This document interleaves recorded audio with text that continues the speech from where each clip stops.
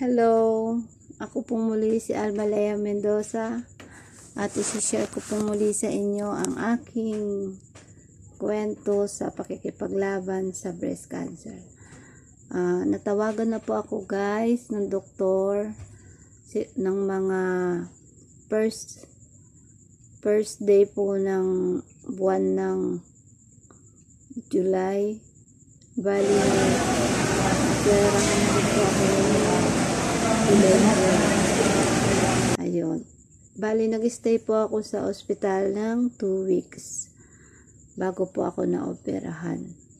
Mga 1 week muna akong na-admit noon bago ako na-operahan ng 12 ng July.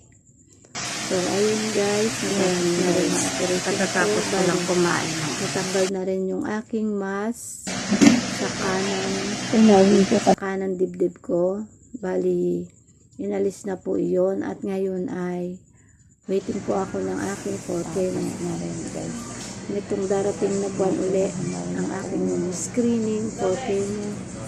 Sana ay matapagtagumpayan ko ito dahil sa maraming sabi-sabi talagang kwento na ito ay napakahirap sa mga sintomas.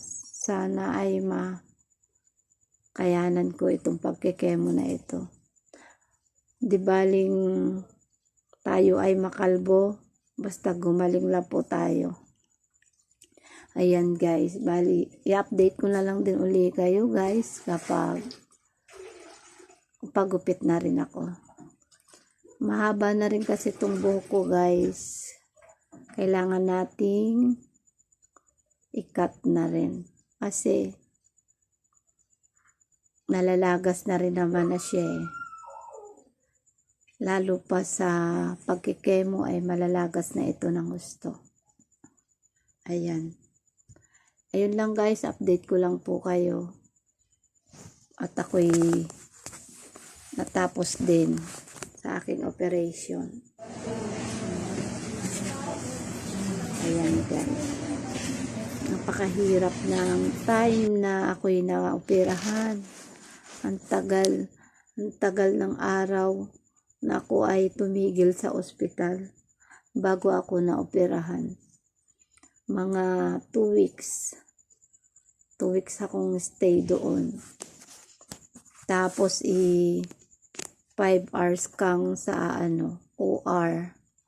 Pumasok ako ng tanghali, lumabas daw ako ng hapon or paggabi na. Ang hirap din guys. Sa ngayon, okay naman na siya.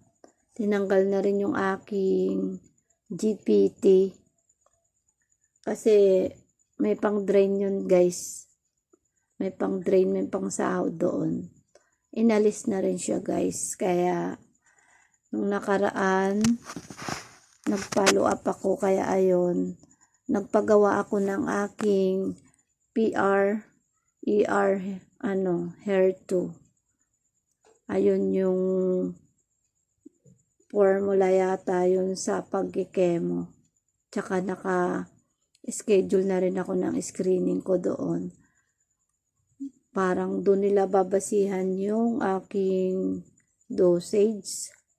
Yun ang pagkakaintindi ko. Titingnan nila kung anong ilang dosage, tsaka doon nila babasihan kung ilang session.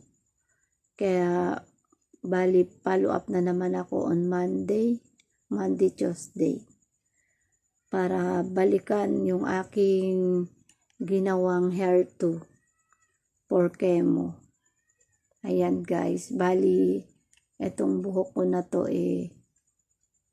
magugupitan na. Kasi nalalagas na nga siya guys. Kaya kailangan na natin gupitan pagdating ng time. Ayan. Sabi ko pa naman sana ibebenta ko.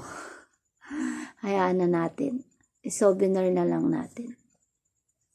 So, ayun lang guys. In-update ko lang kayo. Sa mga nagtatanong sa akin, okay na po, naoperahan na po ako. Salamat sa prayers nyo, tsaka sa tulong nyo po through GCash, sa mga tumulong sa akin for financial. Salamat po. Maraming salamat sa mga tumulong.